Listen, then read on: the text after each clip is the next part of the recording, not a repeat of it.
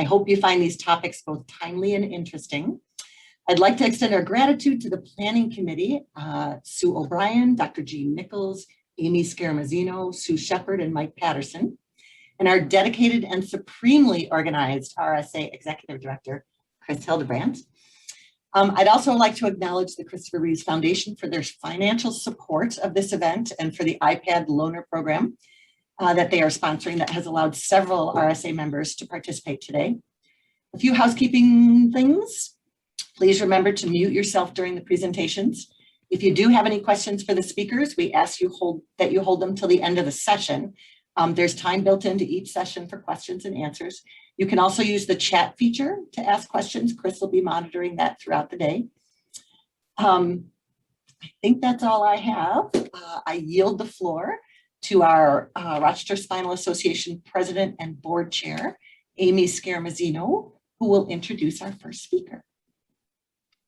Good morning, everybody, and thank you for being here. My name is Amy Scaramazino. As Kathy said, I'm the president of the Rochester chapter of the Spinal Association. And I've been in a chair for 29 years, and I remember them rolling me down the hallway to this big old room in the hospital to be on the board for this association, which was just in its infancy. So we've been around 30 years about now. And I've been here for 29 of those 30 years. So it's been a pleasure.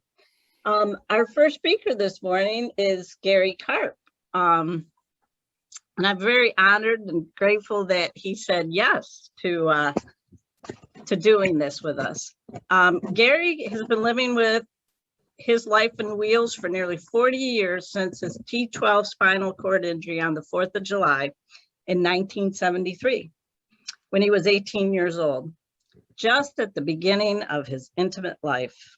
And he was not about to let the changes in his body cost him the ability to express himself sensually and to have love in his life. So he's been exploring the issue ever since. In 1999, Gary's first book, Life on Wheels for the Active Wheelchair User, was published and contains one of the first chapters on disability and sexuality to explore pleasure and relationship rather than simply the clinical facts. He later followed up with Disability and the Art of Kissing, a collection of brief essays on a wide variety of questions about intimacy and disability. Gary has traveled a great deal in the years since, speaking and teaching on disability awareness at conferences and universities and for government and corporate clients around the world. In 2007, Gary was inducted into the National Spinal Cord Injury Association's Hall of Fame as a disability educator.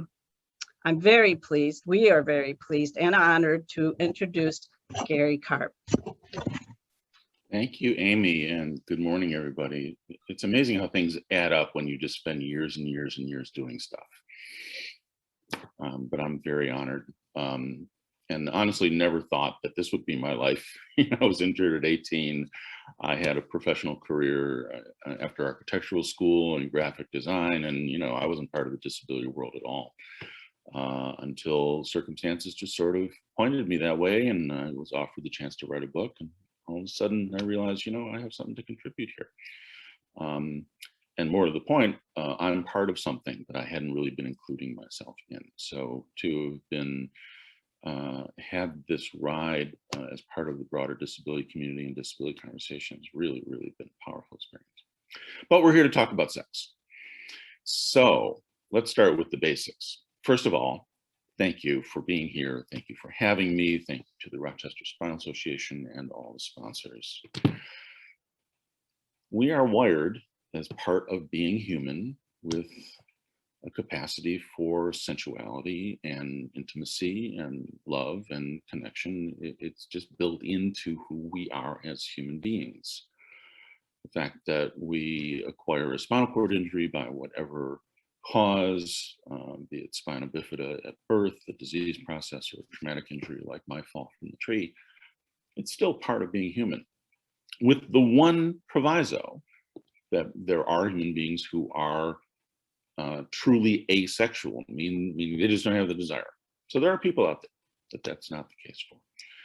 But for the great majority of us, this is still an innate part of our humanity.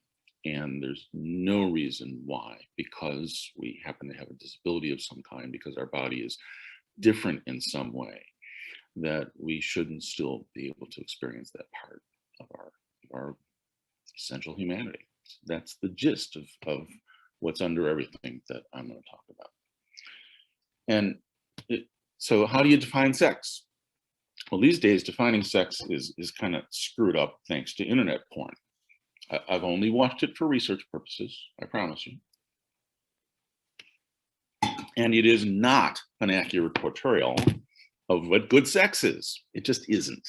It's just one little slice of what some people are capable of doing at some certain stage of their life, depending on what their physical capacity is. But somehow everybody thinks that that's the standard. And even aside from, what I call porn star athletic intercourse, people tend to think of sex in terms of genital intercourse or genital contact. And of course, another important proviso is we're not talking about heterosexuality, homosexuality. We're talking about the entire spectrum, or whatever your human preferences are, right? This is a judgment-free zone. And it's true for all this. So the most essential way of understanding this is take a look at what you think sex is. And when people acquire a spinal cord injury, especially in those early stages, if they come into it, we come into it with a lot of beliefs, right? I'm supposed to be able to walk, I'm supposed to be able to do this. If I'm going to have sex, I'm supposed to be able to do this. There are all these, supposed to kinds of things. But the process of adaptation that we go through is getting aligned with our new reality, with our new actual truth. What is our body? How does it function? What do we experience? What is possible for us? And so to have an intimate life in the context of spinal cord injury is about being willing to redefine what sex actually is. Especially this issue of I have to be able to participate in intensely physical genital intercourse. That's the one that, frankly, not all of us can do. Now, I was 18 years old and I was a virgin when I was injured. So you better believe I was really looking forward to that experience. In fact, I've been rehearsing for years. Everybody laughed at that one. I see a smile here and there. Okay. That's one of my best jokes. So it was a big deal. That's what I thought I was supposed to be able to do. But one of the most essential things to understand is that if you are in an intimate situation with somebody and you've decided you want to be together in that way, and you're thinking about what you're supposed to be able to do and you can't, well, then you're down for the count from the start. Nothing is going to interfere, if not completely disrupt, your ability to have an authentic, intimate, sensual, sexual experience if your head is in the place of it's supposed to be this and I can't do it. So this is a really, really important exercise for everyone to go through. But I'm not going to be a Pollyanna about this, because at the same time, when we acquire a spinal cord injury and we have a change and we lose the ability to do certain things, well, that loss is real. And that loss is something that, you don't just push down. I am by no means preaching stuffing your emotions and just trying to deny things that you are feeling and that you're thinking. That's not what this conversation is about. Instead, it's about the process of how you go through those things, how you can come out the other side and make peace with those things and get to a place of acceptance. Because for me, I wasn't willing not to have a sex life. I was an 18-year-old boy. And I think this is true no matter what your age at. There's no reason to say, I'm going to give up everything that's possible for me because I can't do this one thing that isn't possible for me, or two or three things that isn't possible for me. I preach that that doesn't make sense, that it's worth doing the work of going through your grief or your anger or your frustration or your not knowing or whatever that process is, to get to the point of, okay, this is my body. This is how it works. This is what I can feel. This is what I can't feel. This is what I can do. This is what I can't do. It's about getting to know yourself well. Then when you are with somebody that you have chemistry, that you have a desire to please each other, that you enjoy each other's company, that there's attraction, that you've made that choice, that you want to trust each other with this experience, now you're able to let that person know, this is who I am. This is what it is. Here are the things that work for me. Here are the ways you can please me. You know, somebody who cares about us, somebody who wants to be with us in an intimate way, is going to want to please us, period. And vice versa, right? That's why you're together. You want to have a gratifying experience with each other in this sensual realm. So, hey, if you can tell me what pleases you and it's something that I can and am willing to do, obviously people have some weird ideas sometimes, but even that's an open conversation. It's about expressing what it is you know works for you. I had a tough lesson in this one. I was still in my 20s,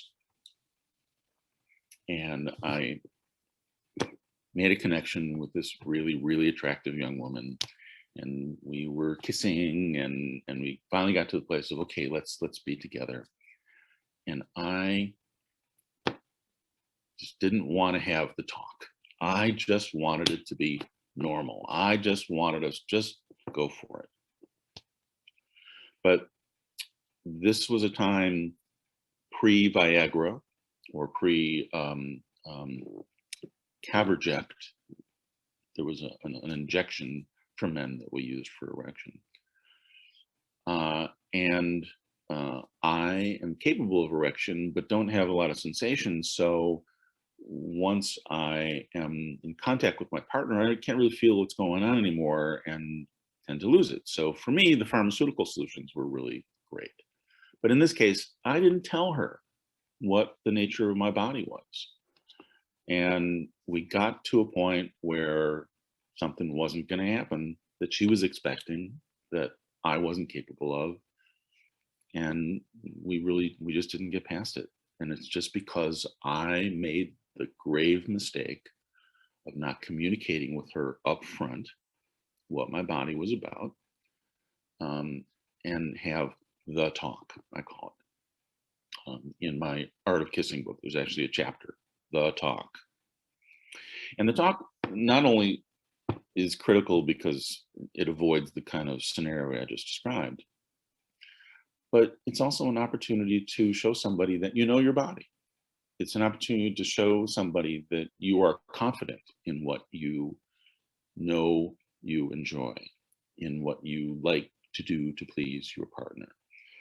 It's an opportunity to open communication, because if you're going to be intimate physically with each other, then you should be able to be intimate honestly in communication with each other. The two go together. And, you know, if you will, in a way, sex in the context of disability is a bit of an advantage, because it really, you know, if somebody's not right for you, you find out fast. You know, it's kind of a quick filter. But also, it creates this situation very early on to communicate really openly with each other. And whether you have a disability or not, to be able to have that conversation of like, hey, what do you like? What can I do to get you off? What pleases you? That's the conversation everybody should be having. And if you are out there because you are having I don't quite like the word casual. I think there are lots and lots of kinds of relationships. And it's perfectly acceptable if you meet somebody and you just want to be with each other, you want to have an experience with each other, and it may be one or two times, and it's still gratifying for you and you respect each other, there's nothing wrong with that whatsoever. And if you're looking for a long-term relationship, well, now starting with good communication, and you want to find out if this person is somebody that I'm going to be able to stay with, another good place to start. You find out soon whether you can share that intimate connection with each other. You find out soon whether you can communicate with each other. So, redefining sex, knowing your body, letting things be what they are. I feel really strongly about this in general in terms of disability, is that when we accept ourselves as we are, that is when things open up. That's where the potential, that's where the possibilities begin to appear. I'm sure we all know in the early stages after somebody's acquired a disability, there's commonly a lot of resistance, and it's a perfectly reasonable coping response that people have. It's like, no, I'm going to recover. No, this isn't who I am. You know, I'm not going to give in to this. We've all heard this kind of language. And again, as a coping process, perfectly reasonable strategy for people to use, because that's how they're surviving. That's how they're getting through the initial intensity of what's happened to them.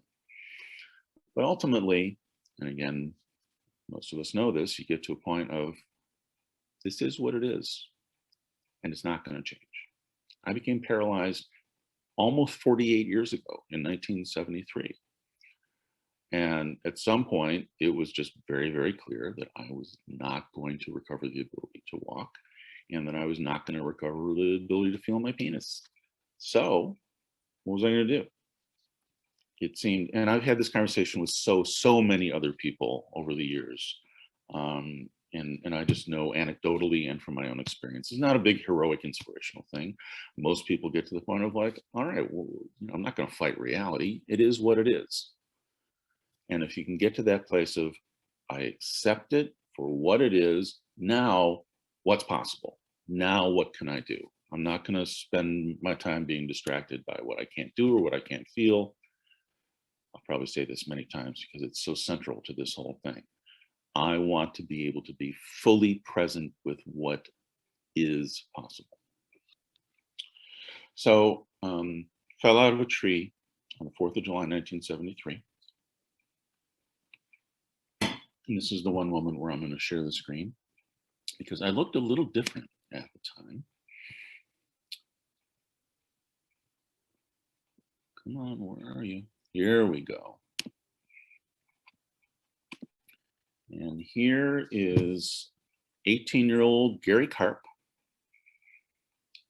Easy, ladies. I know. Very exciting. Oh, come on, laugh at the jokes, would you please? Amy's smiling. That's a good. I was better looking than I realized. You know, I was actually a self-conscious kid. But here I am. This is a few months after my spinal cord injury in my classic Everest and Jennings chrome folding chair. This was the state of the art of the technology at the time. But I still had my hair, and as you can see, I wasn't bad looking, right? So there you go. There's young Gary.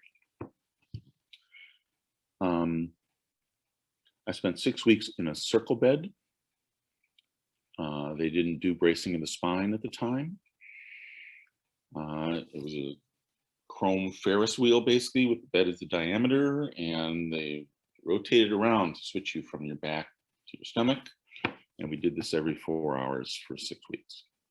So that was the beginning of my experience, which in a way is a good thing because the staff had to come in every 4 hours. So I got attention, you know, good care. And because I also had time to sort of absorb it a little bit before I went to rehab, where I spent 7 weeks at the Detroit Rehab Institute. And then I was back in the community. And in that 7 weeks, they made me very, very strong. They taught me all the skills that I needed, the ability to transfer myself, including off the floor by the time I left. But not a single word about sexuality or intimacy. 1973, nobody had that conversation with me. At one point, I did ask my physiatrist whether I would be able to have babies, I think is the question that I asked him. And he just kind of dropped his chin and he shook his head and said no. And I had a girlfriend at the time who says, you're gonna have to find somebody new, you know, she's not gonna stay with you. Well, we didn't stay together, but it had nothing to do with my spinal cord injury. We wouldn't have stayed together. But in telling me that I won't be able to have babies, he missed what I was really asking him. I was asking him, will I be able to have sex of any kind? So it was more difficult for me because I had no information, I had no guidance, I had no support, but I had experienced myself already for years and years as a very, very, very sensual person. It's just who I was. And I knew I was a good kisser, and I knew I really enjoyed kissing. But I didn't have a lot of sexual experience at that point. So this is the next part of, I know I've talked about the talk. I've talked about it in terms of knowing your body, but there's a process of, well, how do you find out what your body does and what you like and what you can do? And I was blessed, it was a few years after my injury, but I was blessed to connect with somebody who I could fully trust, who I could go through that initial period of, you know, let's find out. And if it is still in that earlier stages of, you don't really know how your body works in these ways, then you say to the partner, hey, you wanna join me? And let's explore this. Let's find out. Let's learn together, you know, what works for us. And make it a joyous thing rather than a compromise. I also have to add, though, that when you're with somebody you really, really trust, and authentic, intimate relationship is what's going on, that includes the full suite of emotion. And if that includes having sadness, if that includes crying, if that includes those kinds of feelings about it. I was not comfortable with that in the beginning. God forbid anybody should pity me. Until I had an experience of being with somebody who loved me and had a moment where she started crying for me. And I would have, up to then, always said, no, don't feel sorry for me. Don't feel bad for me. I'm going to be okay. I'm out there living my life. Until I realized, you know what? Somebody who's going to love me is going to have feelings like that for me. They need to be able to grieve too. And if you're in a relationship at the time, if you're married at the time, you know, it's a loss for both of you. Everybody has to be able to have those feelings with each other. And if you have the quality of a relationship where you can be okay with each other's emotions, just so it's not blame, just so it's not conflict and attack, but being able to accept each other's feelings about what's going on, that's how you move through them and come out the other side. That's how you can have a moment where maybe you are making love and you hit one of those moments where I wish I could do this, or I wish I could feel that, and you both have the feeling and you hold each other, and maybe there's some crying, and then you take a breath and say, okay, what's next? And you move on. It doesn't have to shut everything down. But I think this is a Western cultural thing as well. We're afraid of emotions. I grew up in a family where we were not free with our emotions. Believe me, I spent a lot of money on therapy to work on this one, not to mention just personal experience of having to fight my way to be able to be okay feeling what I feel. So, you know, this is a profound conversation. Obviously, it's not just about where can you touch me, what can I do, how can I get you off? It's about all of these other potently human things that relationship and sexuality bring out. Because sexuality is about being fully vulnerable. It's about being fully open to your entire human experience, physically and emotionally. And if you're holding back on one of them, then you're not going to get the most out of the other. Okay, now one of my favorite topics. What's great sex? Let you ponder that for 3 seconds. Is great sex that intense physical pounding away, massive, intense, earth-shaking orgasm? Is that the standard? Is that what it takes? Obviously, I disagree. Great sex starts with sensuality, with just being willing to open yourself up to what you feel in your body.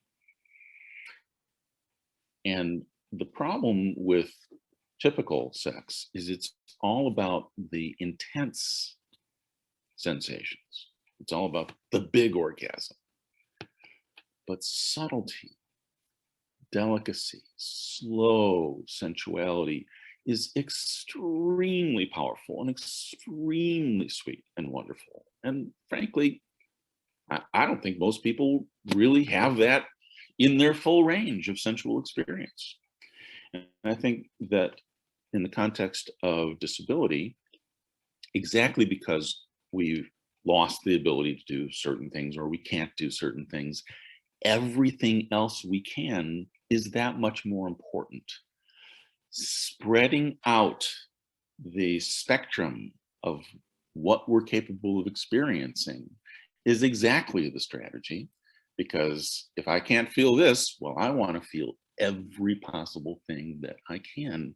And that means opening up that spectrum to real, delicate, slow, gentle, lovely, sensual experience. Just touching, just caressing, just kissing, of course, any part of the body. There's such an immense amount of possibility in just working from there. And it's a great starting point. When you start with the most delicate and sensual, that's actually how you build up to the more intense instead of just going for it. Let it be a process. Let it take its time. I think really great sex in the context of disability is in many ways better than, you know, typical normal sex, if you will. This is a little bit of an aside, but as a man, as a paraplegic man, I've had some conversations with women who have expressed that normal men tend to be in kind of a rush for insertion. That's sort of what they want, you know, and they'll indulge in some of the, you know, they'll do some kissing, they'll do some of the other stuff, but ultimately they want to get there. That's what they're after. Well, I'm not in that big of a rush for it because that's not, you know, number one on my top 10 list. It's just sort of farther down. I'm willing to take my time and enjoy all these other things that, at least as a man with women, that sometimes aligns a little better with their pace. Give me 1 second to collect a thought that went by and went away.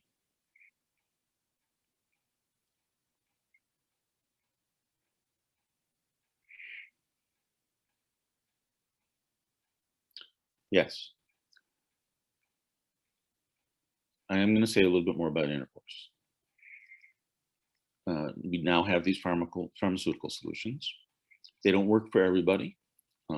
For men in the quadriplegia range, the drugs sometimes cause dysreflexia, and it isn't a solution for everybody. But it is a solution for a number of men. And as I've said, I don't have sensation on the surface, but back to the principle of why throw everything else out because there's one part missing.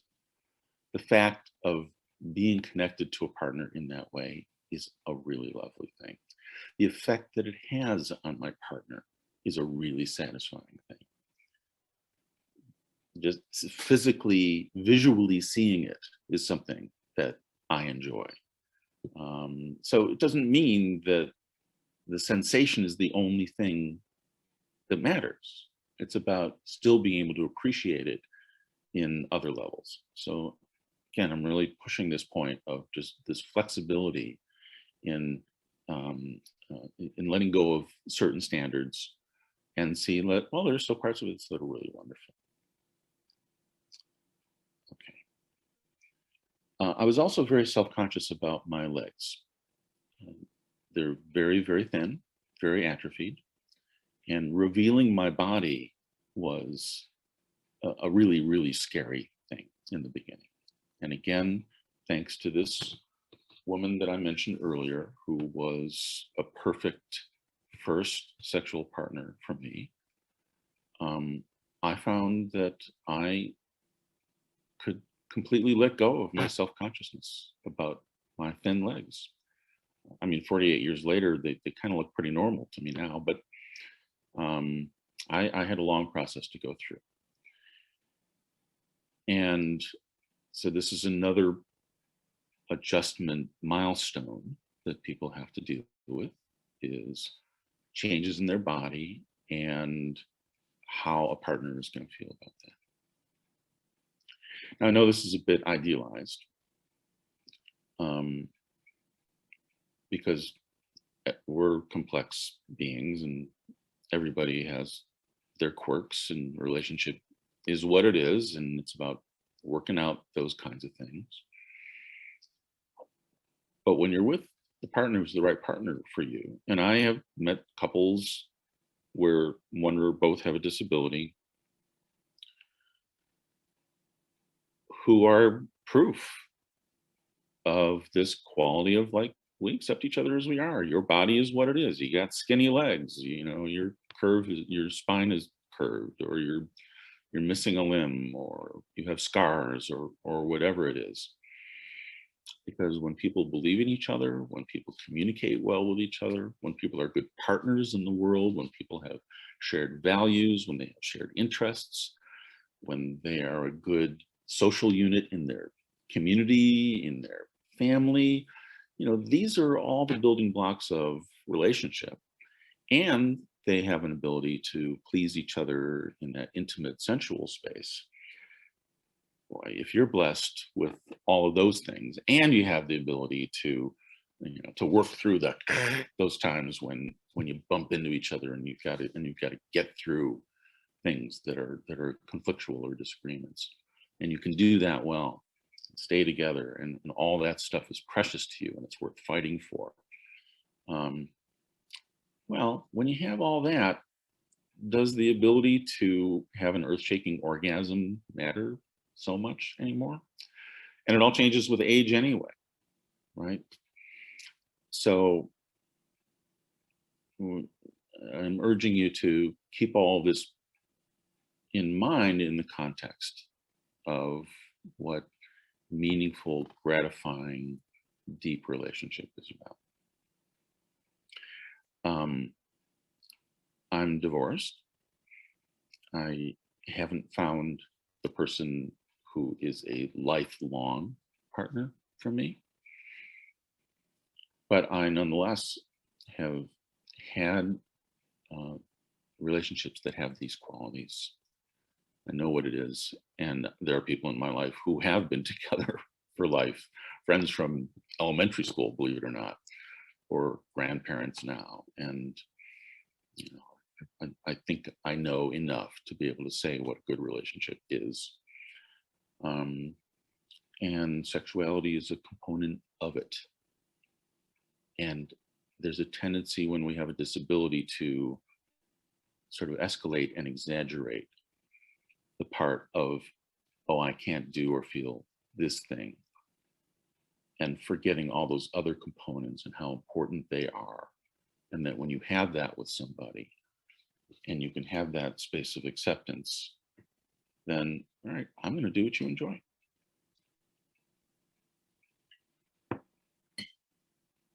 Oh.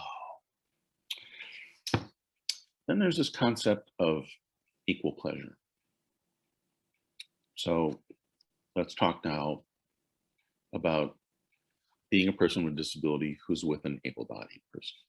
they are capable of sensations you aren't. They are capable of that big orgasm that you might not be.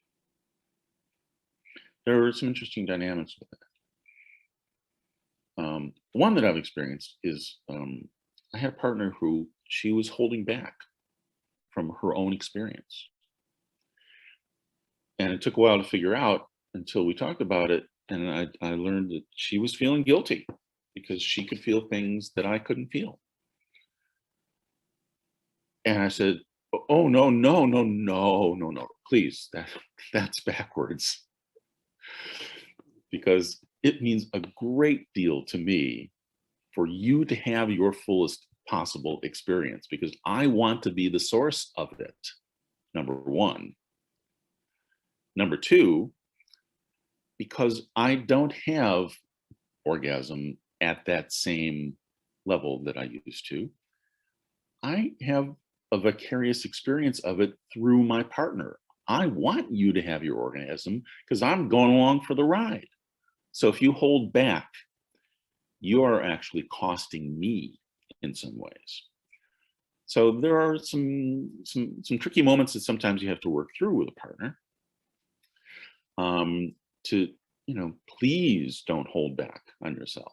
Now, there's a difference between being a hog and having your own full experience. Now, this is a little touchy because there's a stereotype that like, oh, you have a disability, so all you can do is please somebody else. You can't experience pleasure yourself. Well, sorry, that's bullshit. That's not true. There are lots and lots and lots of ways somebody can please me.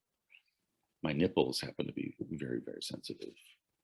I'm not going into, too much gory detail, but there are parts of our body that are very, very erogenous, that really feel super, super great.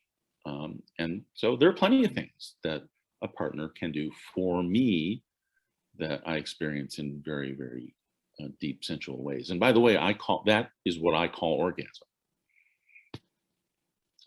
I have redefined orgasm. It's not just that big moment you work toward and you get off. I think of the whole thing as an orgasm. So it's about equal pleasure. And I gain pleasure from giving pleasure. So that means because my partner is having their orgasms, doesn't necessarily mean that they're hogging the experience. It's about, again, knowing each other, and it's about knowing that I'm doing this to please you, I get pleasure from it, and there are things that you can do for me that please me. And so we have balance in that way. But because you can have this big, quote unquote, normal orgasm, doesn't mean that you're having more pleasure than I am. Does that make sense to everybody? Seeing some nodding heads. Okay. So,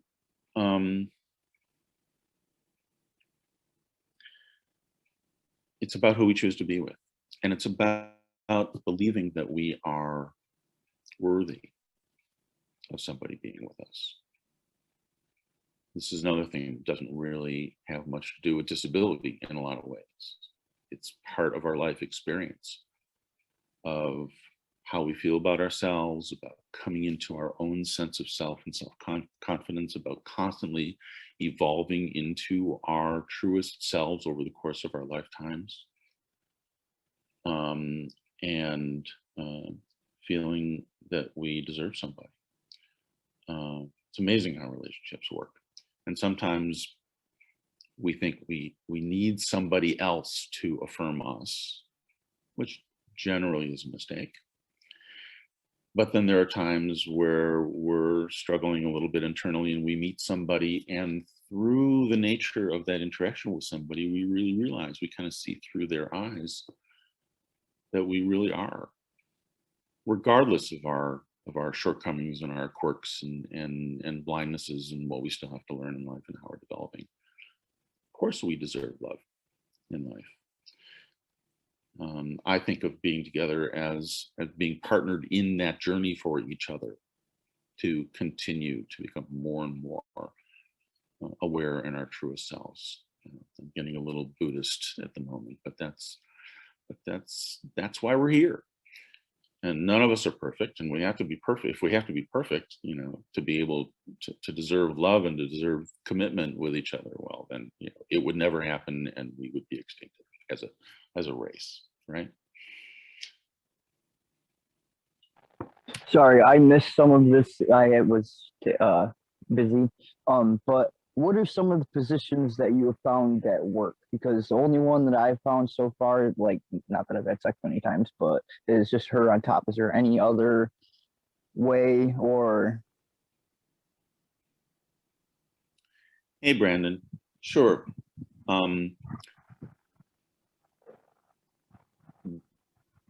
It's very individual, and it depends on your body. Depends on the level of your injury. I have a T12 injury. It's low. That means I have full use of my hips and my pelvis. So that means I'm able to get into certain positions and move in certain ways. But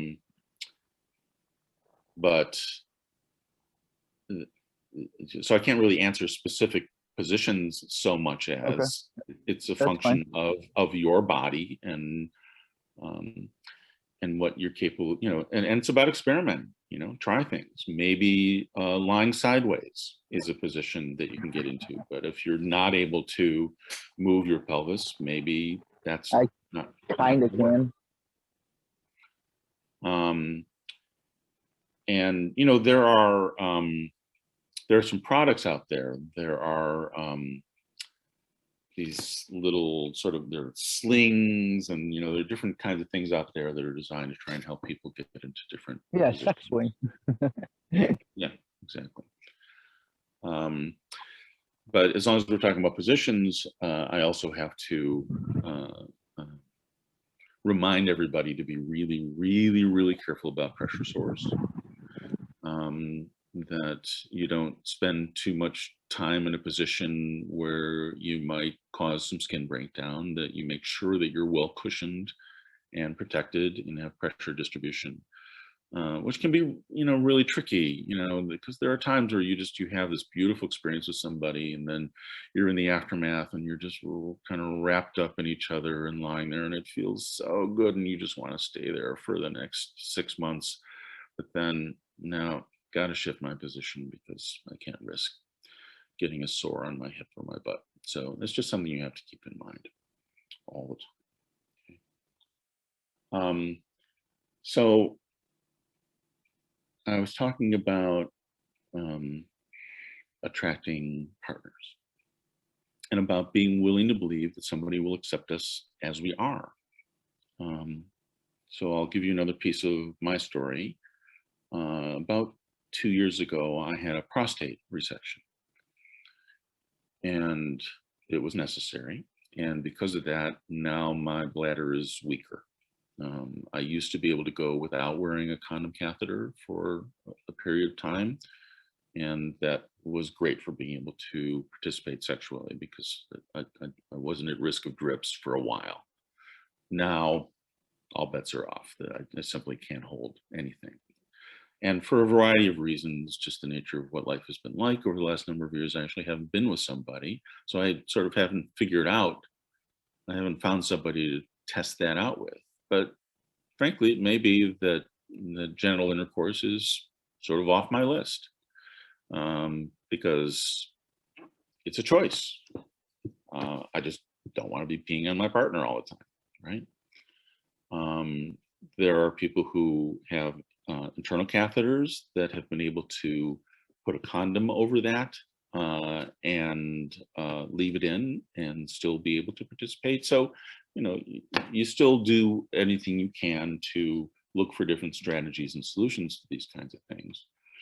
But because I'm not with somebody and contemplating the possibility that I might meet somebody, this is going to be a new thing that I'm going to be presenting to somebody. It's like, well, at least at first, you know, we're not starting with that, because now I have this new aspect of the way my body is that I just can't hold urine. But I'm really good with my tongue. You know, that's my big selling pitch, right? And I'm not willing, I'm making myself not be willing to say, nobody's going to want to adjust to that. Nobody's going to want to be with me because of these things. And that's a tempting and easy thing to do, is to write yourself off before you even have a chance to be with somebody, rather than let that connection happen. Now, you do have to let somebody know these things early, though. If you start to make that connection with somebody and you're spending time together and you're touching, and clearly there's an intimate thing that is developing, it's important not to let that person go too long wondering, what can happen here, what is possible here. Need to have that conversation early. And it's tough, because if you have that conversation and they go, oh gee, I don't know if I can handle that, and then it ends, and that's painful, and it feels, you feel rejected. But better you find out sooner than later. It's just one of the complexities of life with spinal cord injury. But as I said before, you could also see it as an early filter. It's like, great, I didn't waste as much time with this person. I found out that they're not somebody who believes in me, loves me, has the ability to accept these things for the value of all the other things that we're going to have together. Then you find out early. Let's just not forget, sex is complicated for everybody. Relationship is complicated for everybody. We just have certain wrinkles. But at the risk that I've been talking too much about problems and challenges and issues, let me be really, really, really clear, is that sexuality in the context of spinal cord injury that is beautiful and satisfying and powerful and deeply intimate and connecting is entirely possible. And I'm reporting from personal experience, from people that I know. Do not for a moment preclude that that is available to you. And especially when you're with the right person. That's why I believe in chemistry, and I believe in passion. And I think it's a really important component, if not a more critical component, in the context of a disability. And there was one particular relationship in my life where it didn't work out for us to be lifelong partners, but so much of it was so right. And we used to just say, oh, we just had to get within reach of each other, and wonderful things happened. Because that was just the nature of the chemistry that we had with each other. And it didn't have anything to do with what I couldn't do.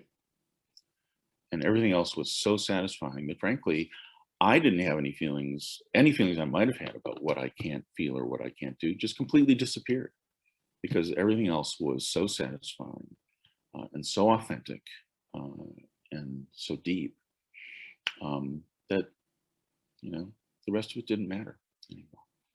And that's what I wish for all of you. And it's a process. It can be a complicated process, but man, when you connect with that right person, do not minimize when that moment of chemistry and attraction is there. Do not deny yourselves the opportunity to find out where it can go and what it can do for you, because it can make all the difference in both of your lives, and then the lives that you'll then impact. There are concepts about couples in the world that, at first they come together for each other, but when they really achieve success is when they start making a difference in the world, in their community, and in their families, that their partnering brings more beyond just the two of them together, that they empower and heighten each other, and each of you separately and together actually make more of a difference in the world. And this conversation is connected to all that kind of stuff. So Amy, where am I with time? Do we want to open up to questions? Yeah, it's about 10 to 8. Yep. Yeah, it's about 10 to. So if anybody has any questions, you're more than welcome to unmute yourself and ask questions of Gary.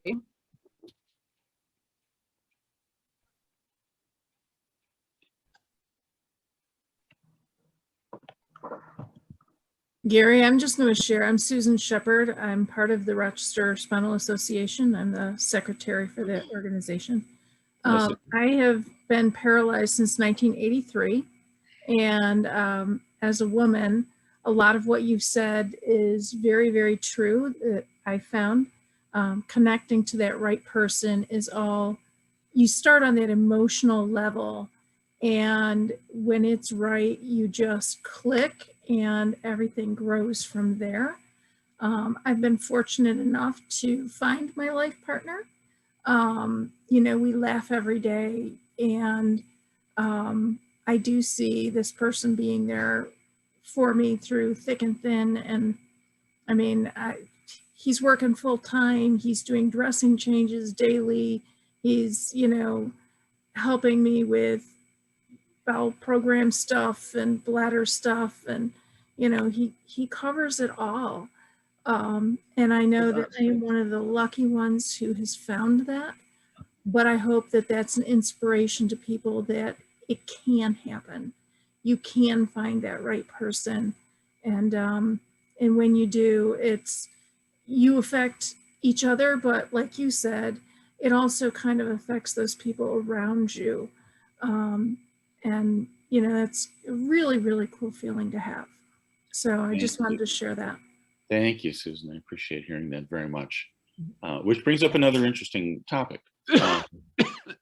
The world sees somebody with a person with a disability. My ex-wife is a psychotherapist. We're still on good terms. And she would tell me stories all the time about she'd meet somebody, and just sort of in the course of conversation, she would mention, you know, my husband uses a wheelchair, and they'd go, oh, you know. You know, she'd get that kind of reaction, as in like a sympathetic reaction, or like, oh, how amazing of you that you're willing to like make that sacrifice, you know. And she'd say, no, it's a relationship. It's got nothing to do with the wheelchair. You know, there are ways that lots of ways that he does for me as much as I do for him.